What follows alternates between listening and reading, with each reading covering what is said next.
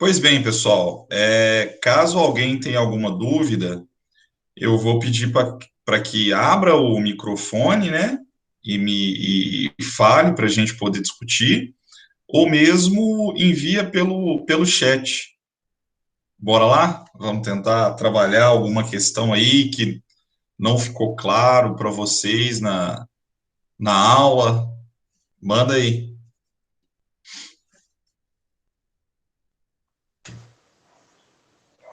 Bom dia, professor. Bom dia, Larissa. Então, eu estava vendo aqui falando em preparo do solo, existe, acho que três tipos para preparo do solo. Existe plantio convencional, plantio direto e sistema de cultivo mínimo, né? Uhum. Sendo que o mais difundido no mundo, eu acho que aqui a nossa região é o convencional. Entre eles, existe um que é mais adequado para as culturas implantadas aqui na região. Quais as vantagens de um e de outro? Um é melhor que o outro, ou ambos têm as suas particularidades? E Sim. existe um que é mais indicado para as culturas que a gente trabalha aqui na região? Ótima pergunta, Larissa. Exatamente, né? Se a gente for sintetizar, basicamente nós temos três diferentes estratégias de plantio, né? Nós temos o que nós chamamos de plantio convencional, que é antecedido pela aração e gradagem, né? Que é o preparo convencional do solo. Nós temos o cultivo mínimo, tá bom? E nós temos, como você colocou, o sistema de plantio direto. É exatamente isso aí que você falou. Qual que é a diferença entre essas três estratégias de plantio? No primeiro, conforme nós já colocamos, antes de plantar, né, no primeiro, que é o convencional, antes de plantar, você tem alguma operação de revolvimento mais profundo, gradagem, tá bom? Isso é o que ocorre antes de plantar, você vai ter essa operação de revolvimento mais profundo do solo, tá bom? No plantio direto, né, a grande diferença do plantio direto é que você realiza a semeadura sem essas operações de aração, tá bom? Você planta, né, você vai fazer o seu tio sem arar e gradear.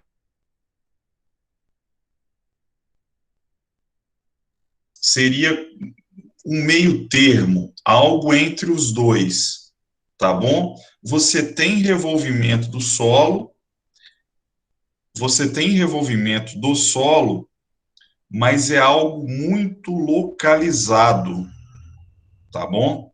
É algo muito localizado. Esse é o cultivo mínimo. Então vamos fazer um comparativo aqui entre o convencional e o direto, que são os dois extremos. Quando a gente compara o convencional com aração e gradagem com o direto, no plantio direto, pessoal, nós observamos, né, uma série de vantagens. Por quê? Quando você não tem esse revolvimento profundo do solo, com aração e gradagem, você tem uma série de benefícios, tá? Então, a adoção do plantio direto vai trazer, né, uma série de benefícios para o solo, tá bom?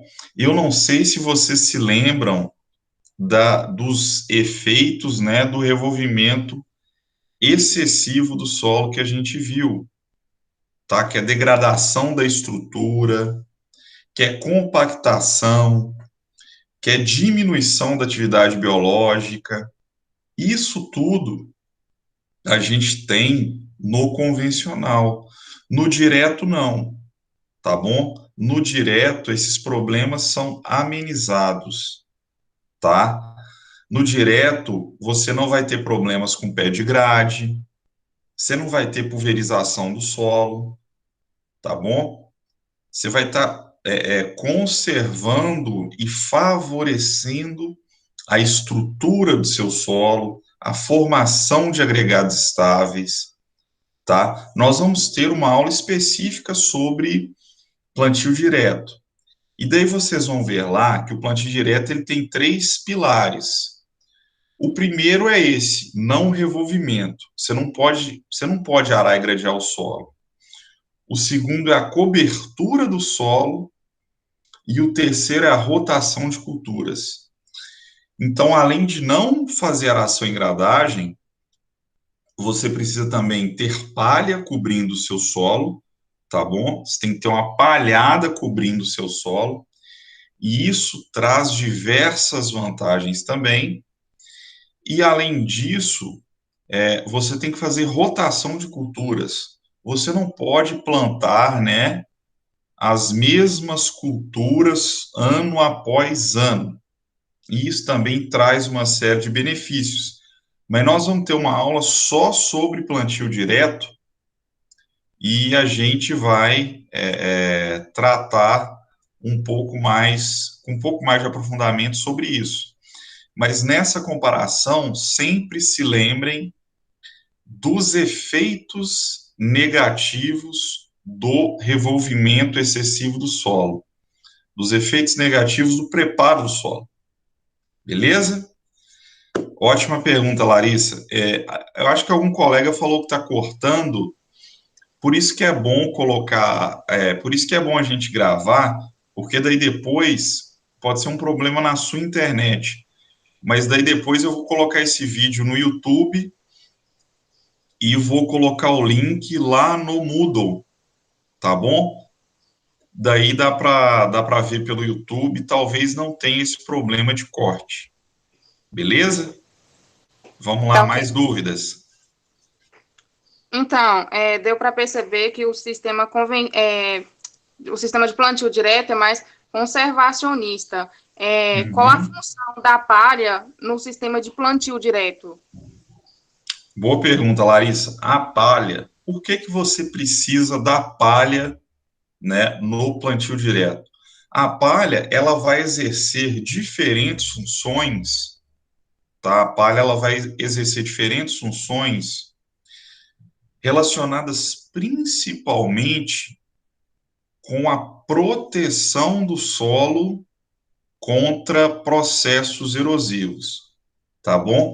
E além disso, né, como a palha é uma fonte de matéria orgânica, você vai estar favorecendo o acúmulo de matéria orgânica no seu solo, o que traz diversos benefícios, tá bom?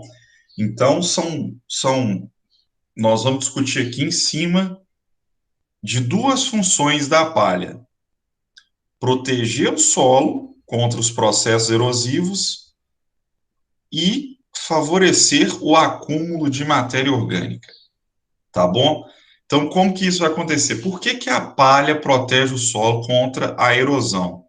A palha, pessoal, ela vai agir como uma barreira física contra o impacto das gotas de chuva, tá bom? É o impacto da gota de chuva, pessoal, que é responsável por desagregar o solo, o que é imprescindível para que a erosão ocorra. Então, essa palha, ela atua como um amortecedor, tá? A gota da chuva bate ali na palha e não vai atingir diretamente o solo, porque quando ela atinge diretamente o solo, você tem aquele splash, né? Ela desagrega uma quantidade considerável do solo e que posteriormente pode estar sendo levado pelo escoamento superficial, pela enxurrada.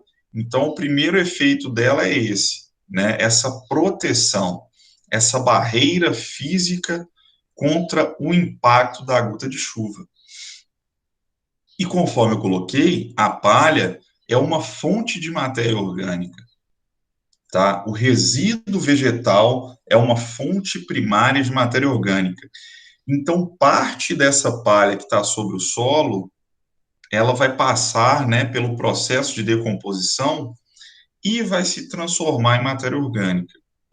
E os efeitos da matéria orgânica no solo são inúmeros, tá? Melhora da fertilidade, favorece a estrutura e agregação do solo, aumento da atividade de micro-organismos, tá bom? Então, são diversos efeitos positivos associados a esse aumento no teor de matéria orgânica. E pensando em manejo, a palha ainda atua, tá bom?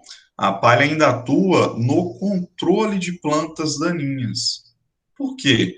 Quando você tem a palha cobrindo o seu solo, você tem ali um impedimento para a emergência das plantas daninhas, tá? Você meio que abafa lá as sementes de plantas daninhas que estão ali por baixo e elas não vão emergir, tá bom? Então, a palha é imprescindível dentro do plantio direto. Não existe plantio direto sem palha. O solo tem que estar coberto por palha. Beleza? Ótima pergunta novamente, Larissa.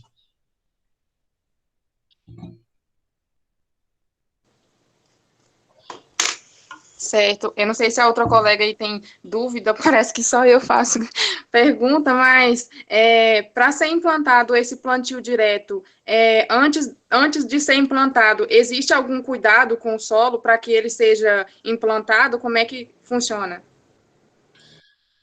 Larissa, antes de você implantar, né, um sistema de plantio direto, você tem que tomar vários cuidados, tá? Um dos aspectos que meio que dificulta a adoção do plantio direto é esse cuidado que ele exige no planejamento, tá bom? Pelo seguinte, antes de você implantar, você tem que conhecer muito bem o seu solo. Por quê? Você tem que fazer uma boa análise química no seu solo para ver se você não tem problemas de acidez em profundidade, tá bom? Pelo seguinte, depois que você implantou, né, o sistema de plantio direto, você não pode revolver mais o solo. E se você não pode revolver mais o solo, como que você vai fazer uma correção de acidez em profundidade, tá bom? Então, primeira coisa, uma boa análise de solo e verificar, né, se esse seu solo tem problemas de acidez em profundidade, porque caso ele tenha, você precisa corrigir isso, tá? Antes de começar o seu plantio direto.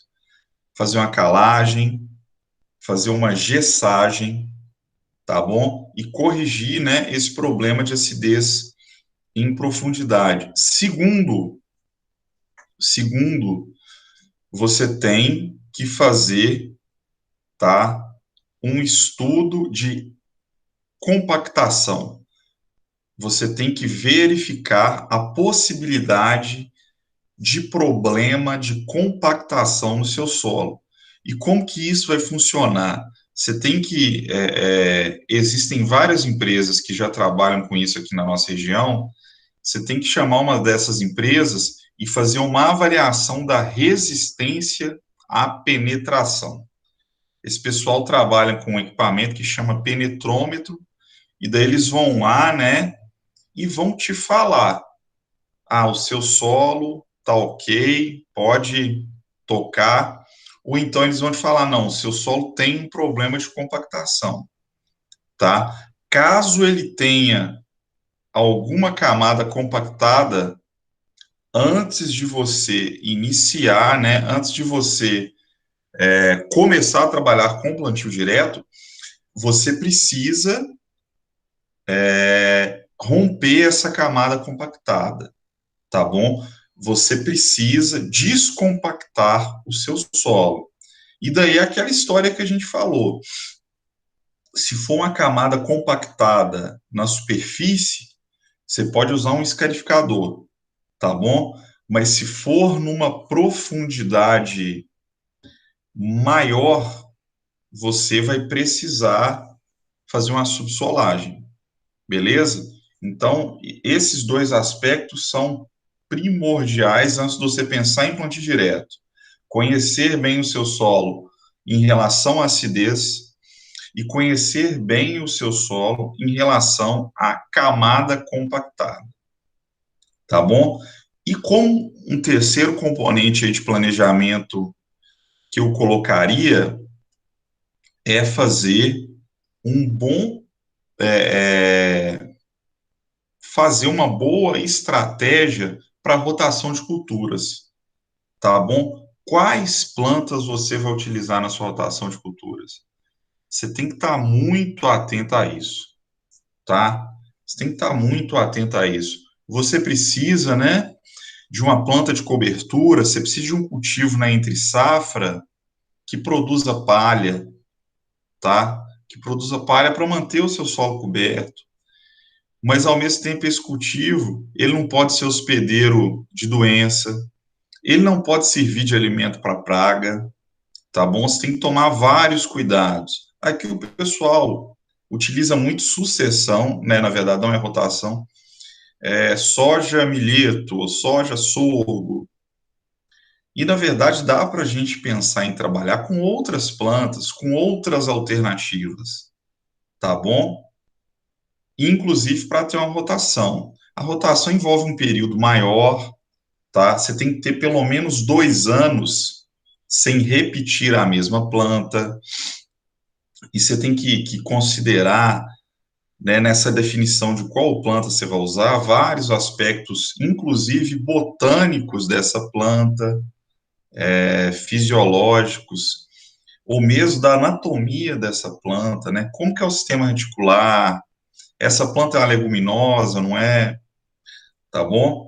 Então, o planejamento, né, antes da implantação do plantio direto é importantíssimo, tá? Eu coloquei aqui 3 aspectos: acidez, problema de compactação e planejar bem a sua rotação. E coloco mais um, inclusive, que é a questão de maquinário, tá bom? Você vai ter que, ao adotar o plantio direto, e isso às vezes é o que causa certa relutância aos produtores, para adotar o plantio direto, você pode precisar de uma adequação no seu maquinário. Com certeza você vai precisar de uma adequação. E isso é investimento. Você vai ter que adquirir novos implementos e aposentar alguns outros que você já tinha, tá bom? E isso também é um aspecto que traz certa relutância, beleza? Vamos lá, mais perguntas. Tá, ok. Saindo um pouco de plantio direto, eu queria saber, foi dito em um dos vídeos sobre curva de nível, terraço, alguma coisa assim. Você podia me dizer o conceito de curva de nível? Larissa, curva de nível e terraço é algo que vocês vão estudar lá na topografia, né? Como é que marca isso? Mas são estruturas, tá? Na verdade, a curva de nível é um tipo de terraço, tá bom? Eu vou falar para você, então, o que que é um terraço. O terraço é uma estrutura, tá? Que você constrói utilizando o próprio solo para tentar diminuir a velocidade da água, tá bom? Quando ela está em escoamento superficial. Então, vamos supor, né? Deixa eu ver. Vamos supor que você está cultivando aqui, né? Nessa área, né? Que apresenta uma certa declividade. O que que seria o terraço, né? você vai lá, utilizando o implemento, você constrói essas estruturas, né, que ficam localizadas a determinada distância, que você calcula utilizando lá alguns critérios, você vai construir essas barreiras físicas que vão diminuir a velocidade do escoamento superficial da água, tá? Esse é o terraço, tá bom? É a estrutura que você constrói com o próprio solo e que é um obstáculo para o escoamento superficial da água. Toda a área, tá bom? Mesmo aquelas com declividade menor, precisa de terraceamento, precisa de construção de terraço. Reparem na lavoura a partir de agora, né? Você vai ver lá algumas curvas, algumas partes, né, que se destacam, que são diferentes do restante da lavoura. Esse é o terraço, tá bom? Esse é o terraço, um fortíssimo aliado no combate à erosão, tá bom? Imprescindível para o controle da erosão. Toda a área, né, deve ser terraceada, inclusive aquelas com plantio direto, tá bom? A adoção do plantio direto não dispensa a necessidade de terraço, ok? Mas vocês vão ver um pouco mais sobre isso, como que calcula essas distâncias, na disciplina de topografia, eu acredito, ok? Aí vocês vão marcar lá um terraço utilizando nível, teodolito, essas coisas. Beleza? Vamos lá, pessoal, mais perguntas.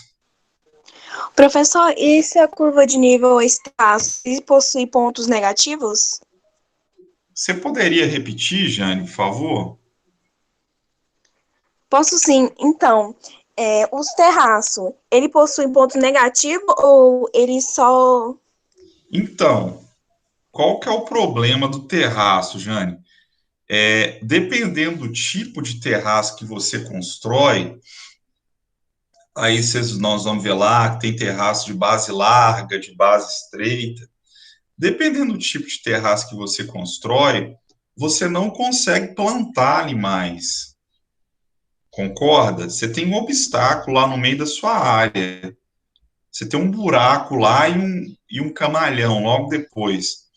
Então, a única desvantagem que eu coloco para você do terraço, e que é uma pequena desvantagem, um pequeno ponto negativo, é que você pode ter uma pequena perda de área cultivada, tá bom? Você vai perder parte da sua área ali.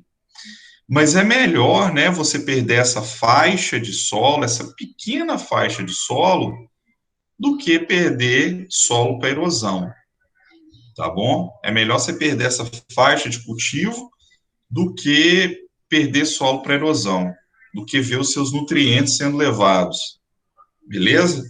Então, o único aspecto negativo que eu colocaria para o terraço é esse, mas é uma parcela muito pequena, é uma faixa muito estreita de solo, tá bom? Vamos lá, pessoal, dúvidas? Quando eu percebo que eu faço a análise, eu percebo que o meu solo está compactado. Em qual situação eu devo usar escarificador ou subsolador? É aquela questão lá que a gente colocou, né? Você vai usar o escarificador se essa compactação for superficial, tá bom?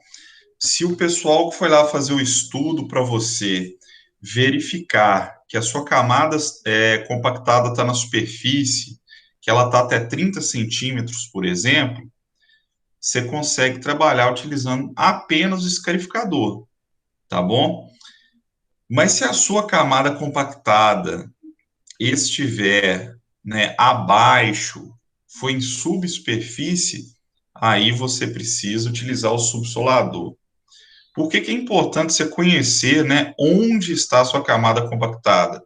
Tem muita gente, né, que não faz estudo da compactação e que já vai entrando com o subsolador na área. Para que que você vai inserir uma haste de 1 metro no solo se o seu problema de compactação está a 20 centímetros?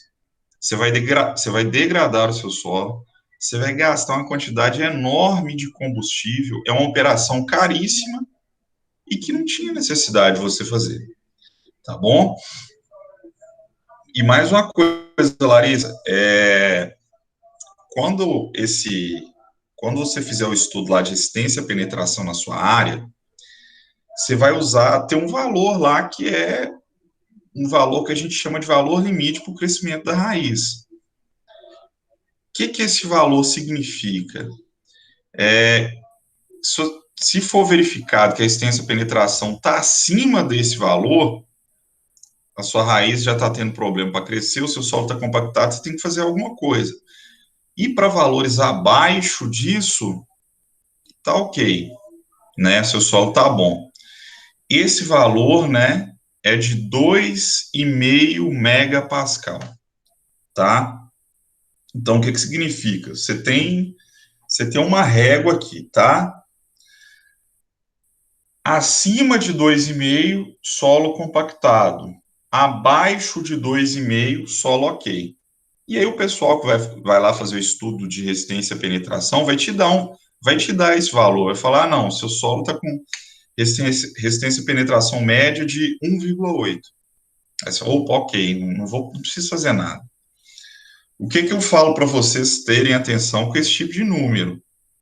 2,5, né, é um intervalo muito preciso, né, um valor ali muito preciso. Se a resistência de penetração do seu solo é de 2,4, ela é menor que 2,5, tá? Mas isso não quer dizer que seu solo está ótimo, que não tem problema de compactação. Da mesma forma, se for 2,6, não quer dizer que seu solo está terrível, tá?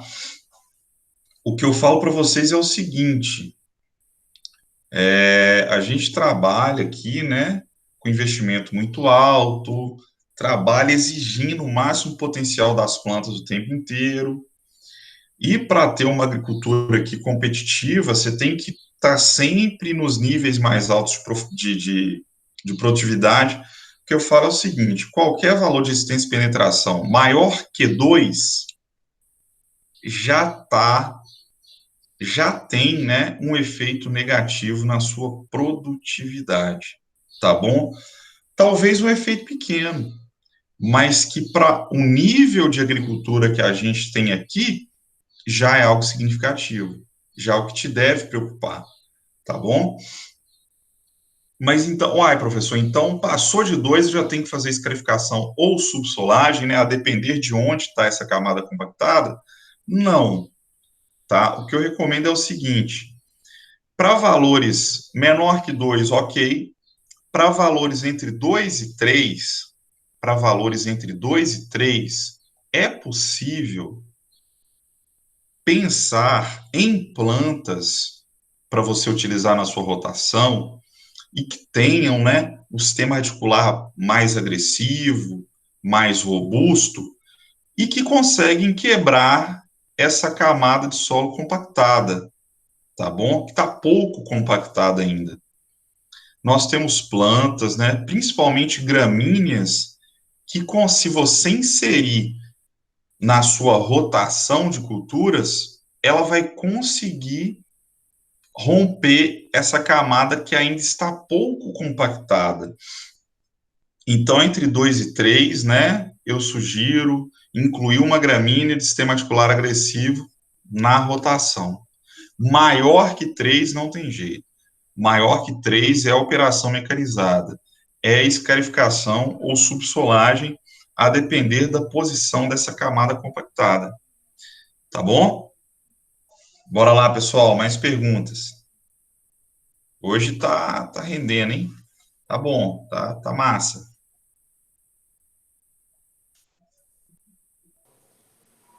Bom, as minhas dúvidas eram essas com relação ao que foi passado. Acho que, para mim, as minhas dúvidas já foram sanadas já. Muito obrigada. Beleza. Eu que agradeço, Larissa. E aí, Jane, mais alguma dúvida?